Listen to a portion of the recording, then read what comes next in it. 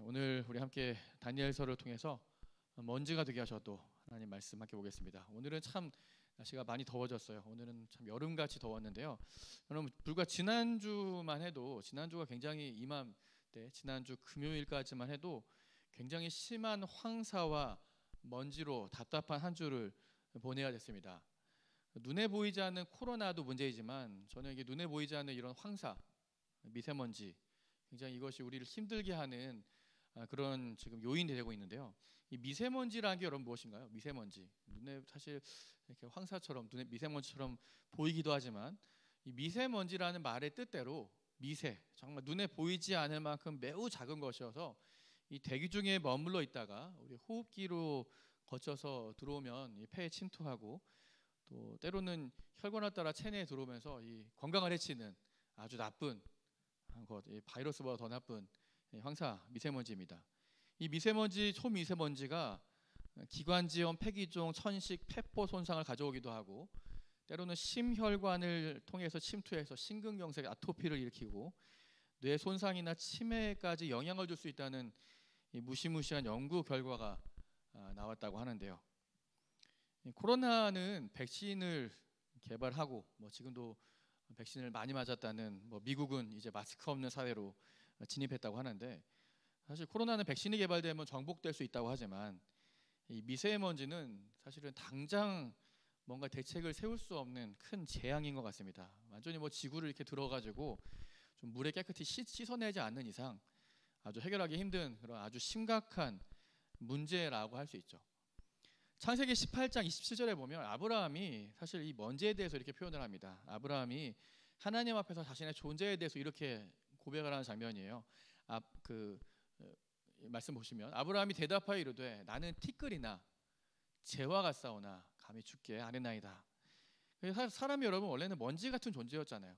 미세먼지라고 해야 될까요? 먼지 같은 그런 존재였는데 하나님이 그 먼지를 가지고 그 흙을 가지고 사람을 만드셨는데 결국에 우리가 또 결국 이 세상에 이 수명이 다하면 정말 한 줌의 먼지로 돌아가는 우리의 인생을 참 아브라함이 아주 정말 아주 잘 요약한 그런 고백입니다. 나는 티끌이나 재와 같사오나.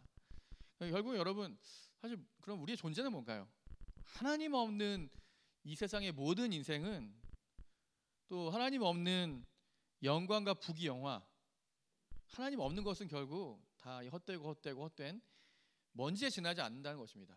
이 먼지라는 존재가 참 그래서 의미하는 바가 크죠. 오늘 함께 읽은 다니엘서는요, 한 왕국의 흥망성쇠를 잘 보여주는 아주 굉장히 좋은 성경입니다. 이 바벨론이라고 하는 한 나라의 흥망성쇠를 보여주는 그런 성경인데요. 이 바벨론 제국이 여러분 어떤 나라였습니까? 굉장히 세상을 두려워하도록 호령하는 굉장히 무시무시한 나라였어요. 하지만 이 바벨론 이 왕국도 얼마 가지 못하고 결국에 역사의 먼지로 사라지게 된다라는 것이 오늘 다니엘서의 정말 핵심적인 주제입니다.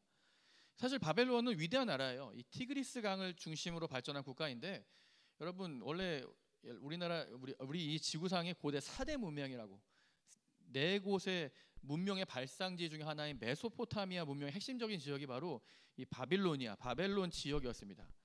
그래서 이 바벨론이 이제 한창 강성하기 시작할 때 그 당시 이제 가장 사실 강력했던 나라가 아수르였거든요. 이제 사회 역사책에서는 아시리아라고 하는데 이 아수르도 바벨론에 의해서 침략을 당하고 함락을 당하고 우리가 알다시피 그 이스라엘 유다, 특별히 유다도 이 바벨론에 의해서 정복을 당하고 그 근방에 있는 모든 나라가 이 바벨론의 무력 앞에 무릎을 꿇습니다. 심지어는 애굽까지도 이집트까지도 이 바벨론 왕 느부갓네살 앞에 무릎을 꿇죠. 정복되었습니다.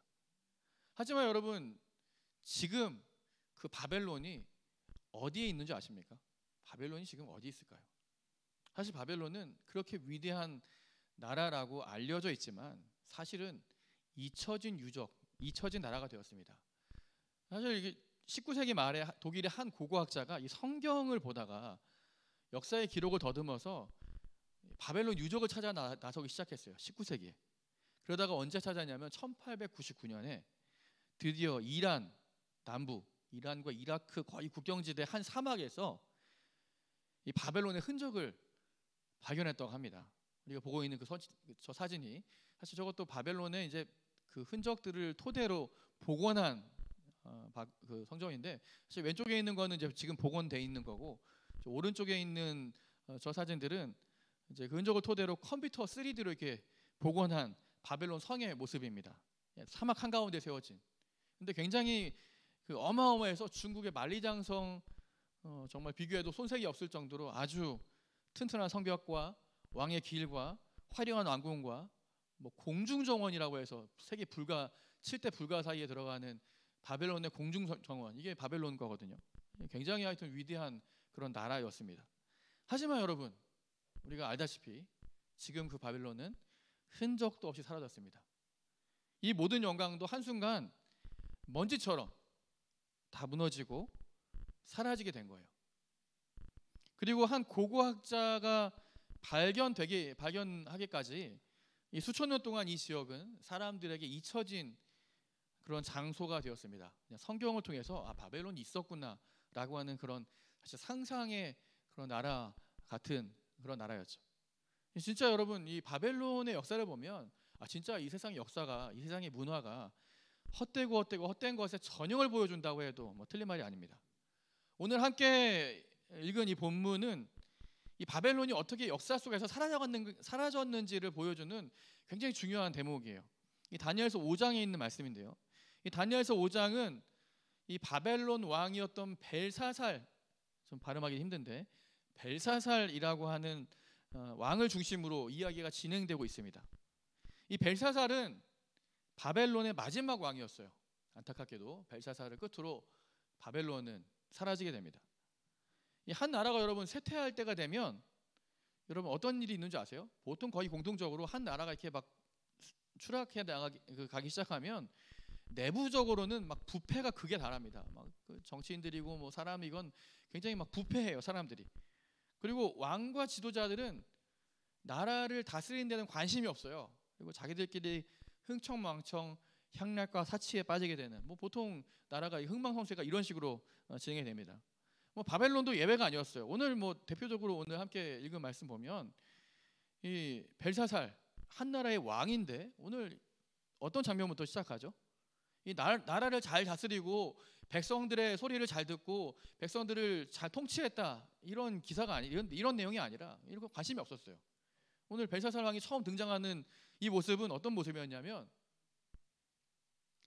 1000명이나 되는 귀족들을 모아놓고 파티를 열었다는 거예요. 파티.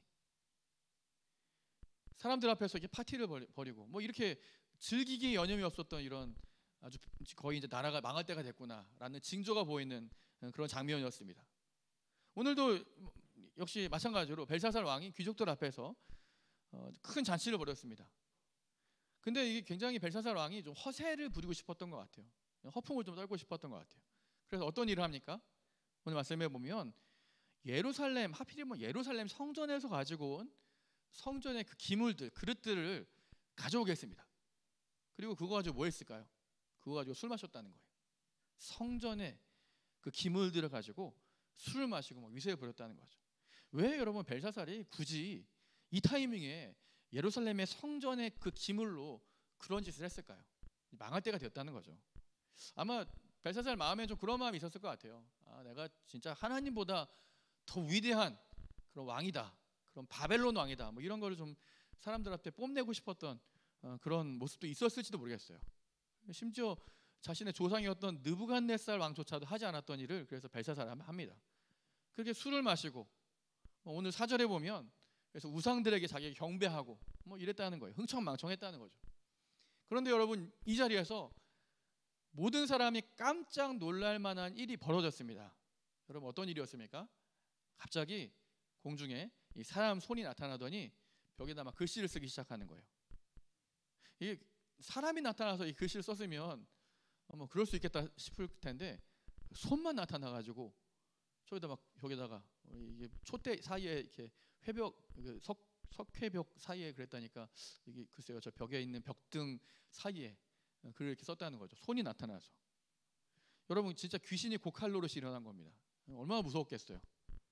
이게 얼마나 무서웠으면 이 벨사살 왕이 이 장면을 보고는 성경의 표현대로 하면 얼굴빛이 변하고 얼굴이 새하얘졌다는 거예요. 무서운, 여러분 귀신 같은 거 만나면 그러잖아요. 얼굴이 막 새하얘지고 다리에 힘이 풀리고 그랬다는 거예요. 물론 여러분 일단 무슨 글씨의 내용도 물론 중요하지만 일단 여러분 손이 갑자기 나타나서 손만 나타나서 벽에다 막 글씨를 쓰고 하면 얼마나 무섭겠어요, 여러분. 이게 귀신도 아니고 이게 뭔가. 너무 놀란 나머지 그래서 오늘 말씀해 보면 왕이 막 소리를 지르고 비명을 지르고 사람들을 혼비백산하고 난리가 났습니다.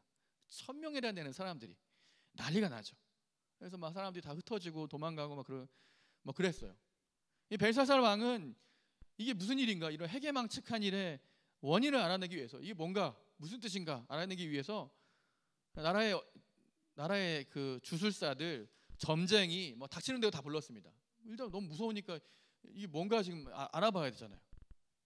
근데 여러분 그곳에 수많은 사람들이 모였는데 얼마나 많은 사람들이 모였겠어요. 이 벨사살 왕의 명령이니까.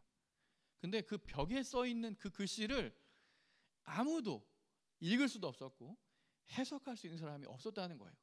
글쎄요, 그게 뭐 사람이 쓰는 글씨가 아니었을 수도 있지만 어쨌든 하여튼 한 사람도 그 글씨를 못 읽었어요. 여러분 그 손가락이 쓴 여러분 글씨가 뭐였습니까? 이 벨사살 왕은 못 읽었지만 우리는 읽을 수 있죠. 어떤 글씨였죠? 메네메네 데켈 우바르신이라고 하는 그런 글이었습니다. 메네메네 데켈 우바르신이라는 글이었는데 이건 못 읽었던 거예요. 뭐 어쨌든 못 읽는 글이었던 것 같습니다. 어쨌든 그 글자를 읽을 수 있는 사람 한 명도 없었고 결국에 마지막에 가서 사실 이 자리에 다니엘이 없잖아요. 다니엘이 이미 은퇴했던 거예요. 이제 여러 번 왕이 바뀌면서도 다니엘이 그 자리에 살아 있긴 했지만 이제 은퇴했던 거죠. 그래서 은퇴했던 다니엘을 결국에 다시 이제 불러드립니다. 저는 오늘 이 말씀이 그 요한계시록에 보면 예수님이 교회들에게 하시는 말씀하고 좀 비슷하다고 생각해요. 귀 있는 자는 성령이 교회들에게 하시는 말씀을 들을지어다. 여러분 지금도 성령께서 우리 교회들에게 말씀을 하시고 계시는데 귀 있는 자는 들을 수 있고 들을 귀가 없는 자는 들을 수 없는. 여러분 벽에다 글씨는 써 있는데 그 글씨가 써 있는 건 알고 있지만 그 글씨를 읽을 수 있는 사람이 있고 읽을 수도 없고 해석할 수 있는 사람도 없는 여러분 그런 우리 상황 가운데 놓였다는 거죠. 과거에도 여러분 하나님 말씀이 선포됐습니다. 여러분 다니엘서만 하나님 말씀이 이렇게 기록이 됐겠어요? 선포됐겠어요? 열심히 하나님 말씀이 그 전에도 그 이후에도 하나님 말씀들이 있었습니다. 하지만 아무리 하나님 말씀 벽에다 써주고 큰 소리로 외쳐도 들을 귀가 있는 사람, 볼 수 있는 사람만 보고 들을 수 있다는 거죠. 지금 이 시대에도 여러분 마찬가지 아닙니까? 수많은 말씀들이 선포되고 있어요. 때로는 우리가 사는 이 시대가 여러분 말씀의 홍수와도 같습니다. 정말 주옥 것 같은 말씀들이 얼마나 많은지 몰라요. 굳이 철회 예배 온라인으로 이렇게 참여하지 않아도 개종의 우리 청년들 중에서도 우리 가끔은 우리 교회 온라인 예배 하지 않고 다른 큰 교회 온라인 예배 이렇게 실황을 보기도 하고 한다고 하더라고요.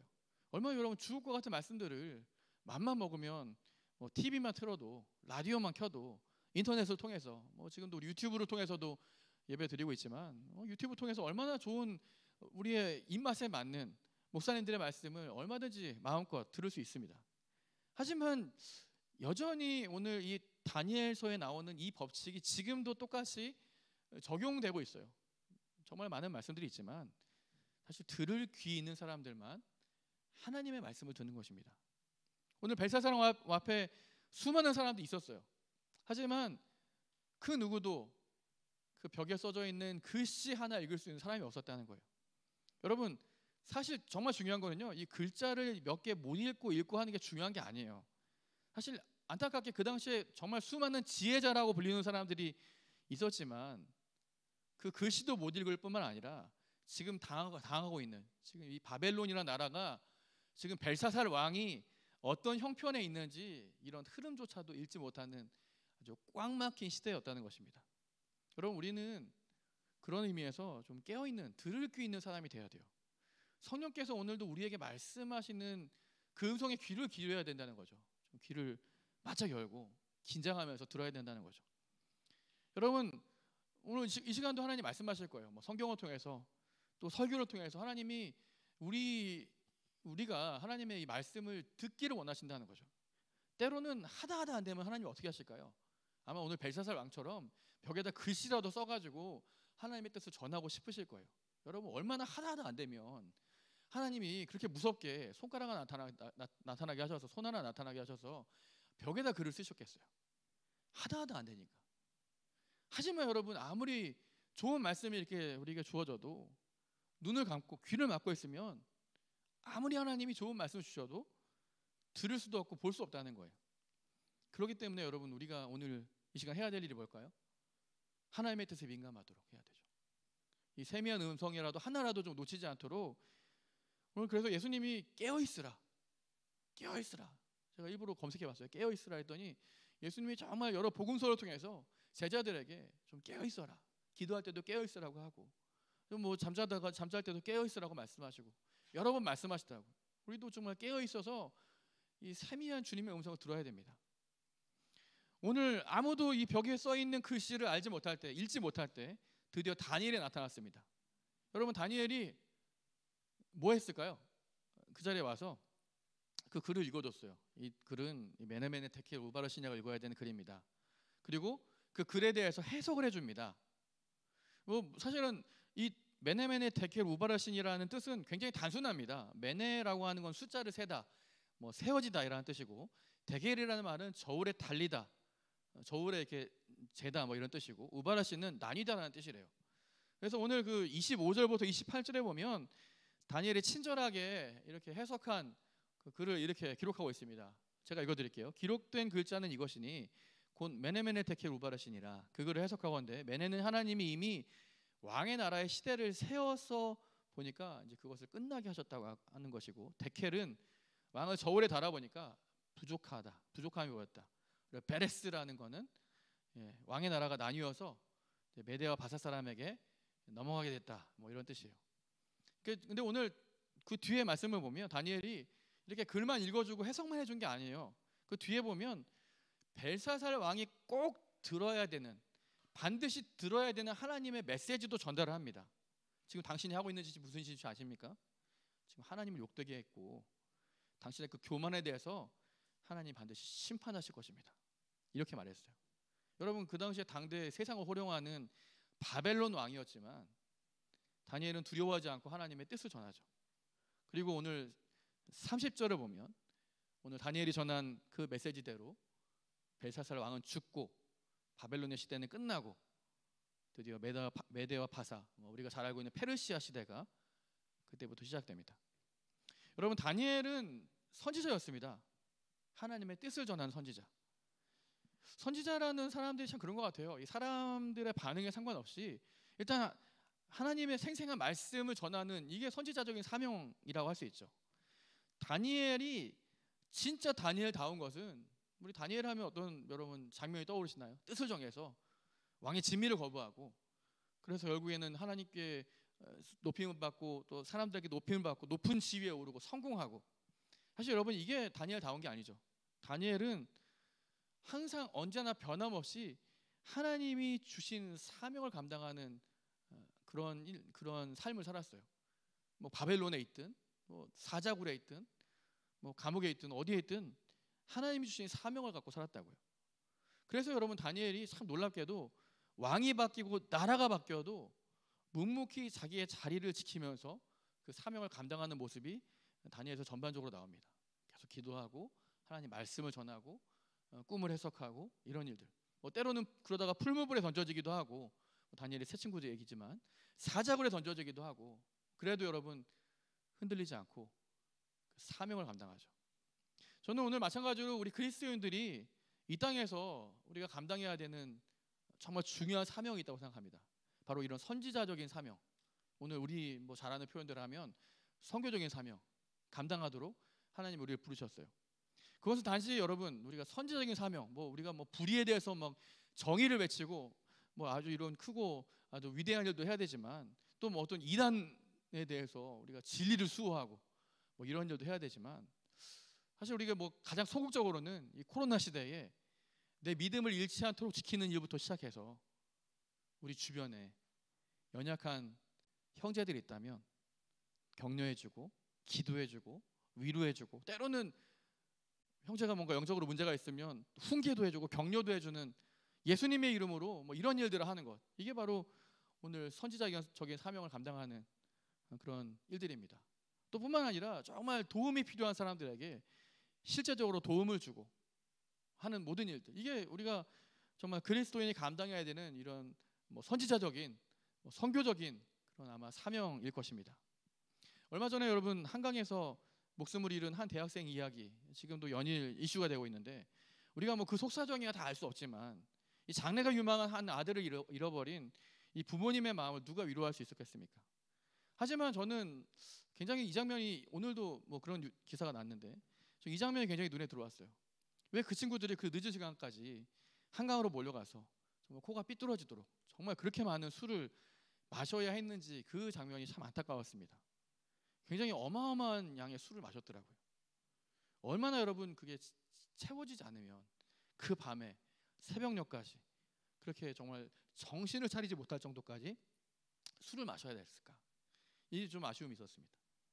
여러분 뭐 실제로 여러분 오늘날의 뭐 젊은이들, 오늘날의 세대가 좀 과거에 비해서 좀 이런 부분이 좀 약해진 것 같아요. 멘탈이 약해졌다고 하죠. 영적으로나 뭐 정신적으로 굉장히 좀 약해진 게 사실입니다. 근데 여러분 저는 이런 연약함들, 그래도 뭔가를 뭐 술이든 아니면 뭐 다른 뭐 어떤 뭐 유흥이든 뭔가를 막 잘못된 것을 채우려고 하는 것은 잘못이지만 그 연약함 자체가 잘못이라고 생각하지 않아요. 오히려 여러분 그렇게 연약하기 때문에, 부족하기 때문에 얼마든지 다시 회복하고 더 나은 것으로 체험받을 수 있는 기회가 있다고 된다고 저는 믿기 때문입니다. 여러분 교회가 이때 감당해야 될 사명이 뭘까요? 우리 그리스도인들이 감당해야 되는 선지자적인 사명이 뭘까요? 이렇게 영적으로, 정신적으로, 멘탈이 약하고 공허한 사람들의 이 필요를 발견하고 채워주는 것. 그래서 누구나 거부감 없이 교회 왔을 때 내가 뭔가 채움받고 갔다. 하여튼 무엇이든 하나님이 또 우리 공동체가 무엇인가 우리를 정말 채워줬구나, 나를 채워줬구나, 좀 채워줄 수 있는 준비가 되어 있는 그런 어떤 정말 풍성한 그럴 것 같은 공동체, 복음으로 채워지고 하나님 말씀으로 채워지고 사랑으로 채워지고 좀 치유받고 회복될 수 있는, 여러분 그것이 진짜 오늘 이 시대가 감당해야 되는 우리 정말 그리스도인들과 교회가 감당해야 되는 사명이라는 거죠. 여러분 말씀을 정리하겠습니다. 여러분 우리가 소망이 뭘까요? 소망. 이 몸의 소망이 뭘까요? 우리가 즐겨 부르는 찬송가의 가사에 이런 말이 있죠. 이 몸의 소망이 무언가. 여러분 이 세상에서 소망이 무엇입니까? 우리 주 예수뿐일세. 우리 주 예수밖에는 믿으리가 아주 없기 때문에, 우리 주 예수님밖에는 우리의 영혼의 내면에 공허함을 채울 수 없기 때문에. 여러분 세상의 소망은 다 사라지지만, 여러분 이런 화려한 이 바벨론도 한낱 먼지로 사라지지만 주님의 말씀은 이때나 지금이나 역시 여전히 변함이 없습니다. 여러분 바벨론 제국도 한낱 먼지가 되었다면, 여러분 사실 우리가 살고 있는 이 세상도 언젠가는 먼지가 되어 사라질지도 몰라요. 뭐 여러분 뭐 실제로 뭐 우리 교회는 어떨까요? 우리 수원 서부교회. 우리 수원 서부교회는 영원할까요? 아마 건물로서, 조직으로서 우리 교회가 남아있다면 언젠가는 우리 교회도 역시 역사 속에 먼지처럼 사라질지도 모릅니다. 하지만 만약에 여러분 우리 교회가 정말 진짜 하나님이 원하시는 공동체가 되어서 성령이 교회에게 하시는 말씀을 듣고 이 복음의 사명을 감당하고 정말 하나님이 부르신 정말 이 연약한 사람들을 채울 수 있는 선지자적인 사명, 선교적인 사명을 감당한다면 영원할 것입니다. 정말 우리 교회가 그렇게 좀 쓰임받는 그런 교회가 되었으면 좋겠어요. 또 우리 한 사람 한 사람 우리 그리스도인들이 정말 하나님이 기뻐하시는 그런 일들에 거룩하게 쓰임받는 사명자가 되셨으면 좋겠습니다. 오늘도 그런 소망을 가지고 함께 우리 기도하면서 주님 앞에 나아가면서 우리 함께 또 찬양하고 우리 주님 앞에 나가도록 하겠습니다.